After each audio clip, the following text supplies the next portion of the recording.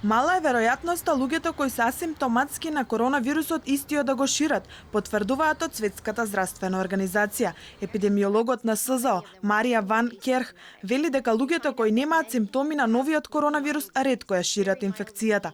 Ван Керх истакна дека СЗО добива извештаи од држави кои што детално ги следат контактите на заразените, вклучително и асимптоматските случаи, и тие држави не откриле дека пренесувањето продолжува со таквите случаи. Таа повтори дека вирусот се шири преку капки, што се ослободуваат кога некој кашла или кива.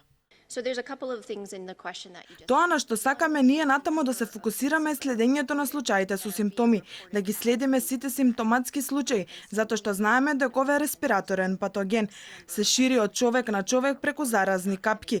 Ако всушност ги следиме сите случаи со симптоми, ги изолираме, ги следиме контактите и ги ставаме во карантин, драстично ќе ги намалиме случаите.